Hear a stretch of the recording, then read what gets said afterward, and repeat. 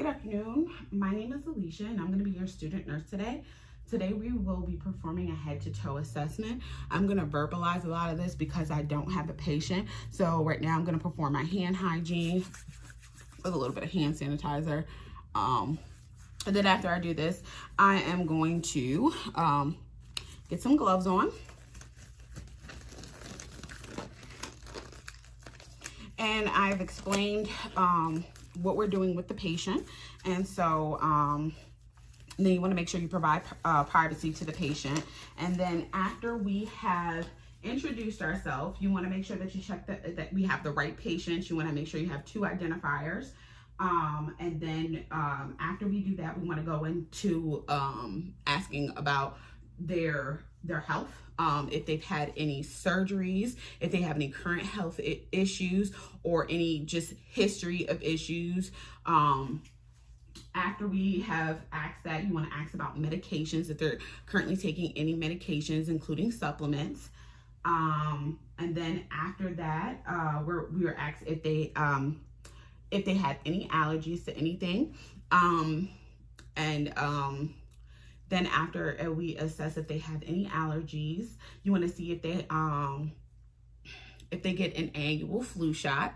And after we have asked those questions, you want to assess the patient's level of consciousness, affect, mood, posture, facial expressions. You would ask them questions such as what day of the week it is, who's the president, and where are they. Then you would note that as alert and oriented ×3, mood is pleasant. And then you also want to look for their breathing, just looking for that. And then you can go into asking about their diet, seeing what type of diet they have. Asking them when's the last time they've had a bowel movement, the last time they've urinated. Then after we do that, we're going to ask about their mobility, to see if they use any type of specialty devices, if they have any types of crutches, walker, canes, if they use any type of ostomy, if they have an ostomy, or if they use O2, anything like that. Then after we ask about that, then we want to assess the patient's language. And then we want to make sure that we document all of our findings, everything the patient is telling us. And then after we've moved on for that, then we're gonna assess the patient's vitals. Because I don't have an actual patient to take vitals on, I'm going to list the vitals off. It's I would say blood pressure is 90/60 to 120/80. Then I would say temperature is 96.8 to 100.4. Pulse oximetry is 95 to 100. Then pulse is 60 to 100 beats per minute. Respiratory is 12 to 20 breaths per minute. After we have assessed the patient's vitals, then we want to go down and we want to start examining the patient's hand while we're talking. And when we're examining the patient's hand, we want to take the radial pulse. Then we want to examine the nails for any type of clubbing. Then you want to check the capillary refills to make sure they're under 3 seconds. After we have done that, then we're going to ask them about if they have any pain, from 0 to 10, 0 being no pain at all, 10 being the worst pain that they can imagine. And after that, we're going to move on to the patient's. We're going to start with the patient's head, and we would then palpate the scalp and hair and cranium. We want to inspect for lesions and masses, and then we want to, after we palpate the scalp and cranium, inspect for lesions and masses. We want to know anything that we find the patient doesn't have any lesions or masses. Scalp is intact. The color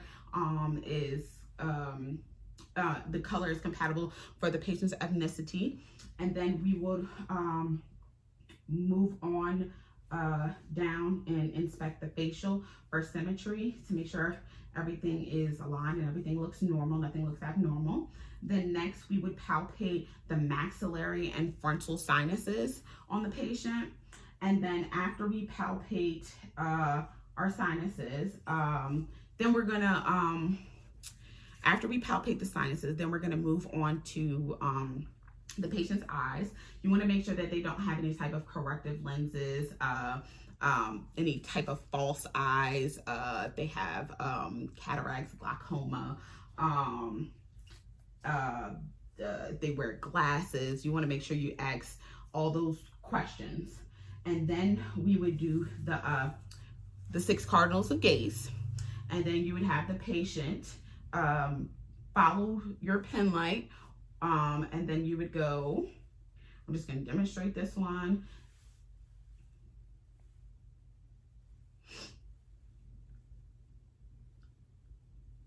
And then you want their eyes to make sure that they're following you while you're doing the 6 cardinals of gaze too as well. And then you want to notate any findings that you find. And then you want to you want to inspect the external eye, eyelids, make sure everything is symmetrical, color, any type of lesions or anything you might find. And then after we do that, there we're gonna pull down the lower eyelid, and we're gonna examine the conjunctiva, the sclera, and the corneas. And then after we have inspected that, we're gonna move down to the perla. And after we've done our perla, we're gonna say pupils are equal, round, reactive, light in accommodation. If that is the case for your patient, for my patient, perla is fine. And then after we have done our perla, then we're going to note if the patient is using any type of hearing aids. After we have that, then we're going to inspect the external of the ears. You want to make sure the ears are symmetrical to the face, as well as there's any type of lesions on the external part. And then after that, you're going to look at the inside of the patient's eyes. You're going to inspect the internal part of the patient's ear. You're going to look for any type of blockages or damages in the patient's ears. And then we're going to move down to the nasal septum and mucosa, and then we're going to check for patency. After we have done that, then we are going to inspect. We've already inspected the facial symmetry to make sure that everything's okay. So then we would look we would look up the patient's nose, and you want to make sure the patient's nose is aligned with the rest of their face as well. And then we're going to look inside the nose to make sure everything is okay in there. You see any type of damage or anything, you want to make sure you notate, as long as and then for patency, you're going to have them hold their nose down and then breathe out of one nostril, and then you're going to do it again with the other nostril. After we have inspected the nose, we're going to move down to the mouth. We're going to check those. We're going to make sure our lips are symmetrical. We're going to make sure that the lips are symmetrical, and we're going to look for color. And then we're going to inspect the teeth. We're going to inspect teeth. You're going to have them open up their mouth, and then you'll inspect their teeth and their gums and their buccal mucosa, their tongue, and then you're going to check the floor of the mouth of the patient as well. You're looking for any type of lesions or masses, anything that could be abnormal. You want to make sure it's nice. You want to make sure it's pink, moist. And then after we have inspected the mouth, then we're going to move on. Then we're going to ask the patient to smile. Then we're going to ask them to puff out their cheeks. Then we're going to ask them to stick out their tongue, say ah, ah. And after we have moved on from that, then we're going to move down to the patient's neck, and we're checking the neck for any type of lesions or masses, and then we're checking for symmetry as well. Then you want to inspect the neck for any type of JVD, and you want to palpate the carotid artery one side at a time. So you check that side, and then you want to move on to this side and checking for your pulse. After we have check the patient's neck, and then we're gonna do a range of motions. So then we would have the patient move their head up and down, and then we'd have them move into the right side, to the right side, to the left side. And then you want them to shrug their shoulders, but when they shrug their shoulders, you wanna have some resistance on here, and then have them shrug their shoulders. After we have shrugged our shoulders, we've moved our head, we're gonna move up to the upper extremities. So then we're gonna inspect the patient's arms for any type of lesions or masses. And then we're gonna assess the strength of the upper arm and lower arm. So you wanna make sure that you have the patient do flexion and extension, and you want to make sure that you are putting you want to make sure that you're kind of putting some resistance right here and having them, you know, push up when you're doing this assessment. And then you're going to do range of motion of the neck. Then you're going to assess range of motion for the for the upper body, for the upper extremities, and then you're going to do a range of motion of the neck, shoulders, elbows. You're gonna do fingers and hands. You're gonna do pronation, supination, to make sure to assess the range of motion of the patient's hands. And then after we have assessed the range of motion for the upper extremities, then we're gonna move to the patient's chest. And for this part, we're still inspecting for lesions and masses, but you also want to look at the skin turgor, and then you want to observe for respiratory movement and symmetry. After we've done that, then we're going to auscultate posterior lateral brush sounds, and then we'll move on to anterior. So then, you know, you want to take your stethoscope, and then you want to take your stethoscope, and then you want to listen to landmarks, and make sure you're listening, when you're listening, that you don't hear any type of heart murmurs, and then you just want to make sure that everything's okay. And you're going to do this, and then your lateral on the side over here. My patient's not really that big.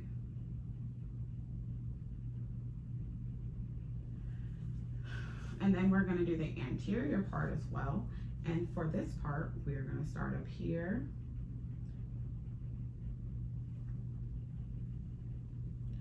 I'm trying to make sure that you guys can see it in the video as well.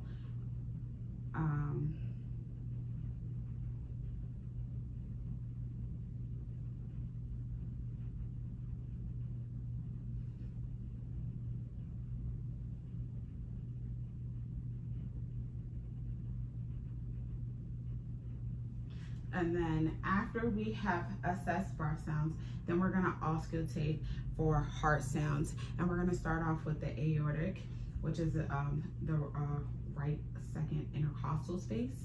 And then we're gonna move over to the pulmonary, pulmonic. And then after we've done the pulmonic, we're gonna do, go down to the Erb's point. And then go down to the tricuspid, and then we're going to go down to the mitral. And then after we have auscultated heart sounds, we're going to make a notation of what we heard. After we've done that, then we're going to go down to our abdomen, and then we're going to assess our abdomen we're going to assess for contour, symmetry, skin characteristics, the umbilicus, and pulsations. And we just want to observe for that. And then after that, we're gonna need our stethoscope again for this part as well, because we're gonna auscultate in all 4 quadrants of the patient's bowels. And we're gonna start with the lower quadrant, and then we're gonna work our way up. We want to make sure that we're listening to see if the patient has vowel sounds, if they're hyperactive, hypoactive. That way, you know, just in case the patient, that you don't want to miss if they might have a bowel obstruction, or, you know, however, if they don't have any sounds, you want to make sure that you report it to the provider, or to make sure that you can get that situation handled. And then after we have auscultated the abdomen, we're going to do a light palpation on the and then you're going to ask them if they're experiencing any pain. And then if they were, then you would go in a little bit deeper. And then we've already asked about their diet, but you can still ask again, I guess, to see if the story is consistent about their eating habits, things that they eat, what time do they eat, or, things like that. After we've done that, then we're gonna move down to our lower extremities. And I'm gonna scoot this back just a little bit. And for our lower extremities, we're gonna do the same thing. We're gonna inspect for lesions, masses, and temperature. And then we're gonna look, then we're inspecting for color as well. And then we're inspecting for any type of edema.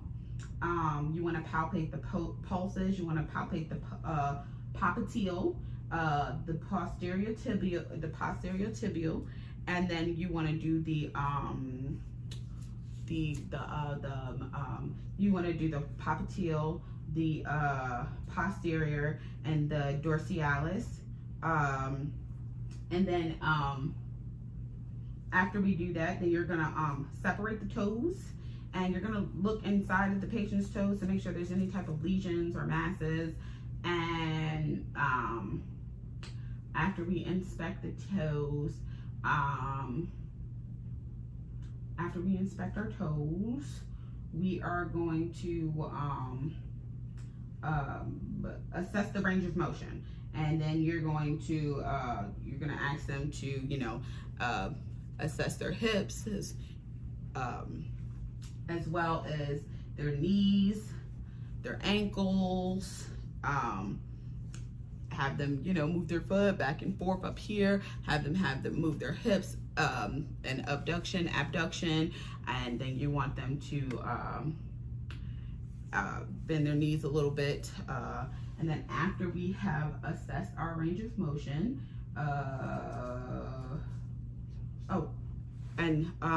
just like we did with the fingers and having them touch their fingers, they can't touch their each toes, but you want to have them wiggle their toes.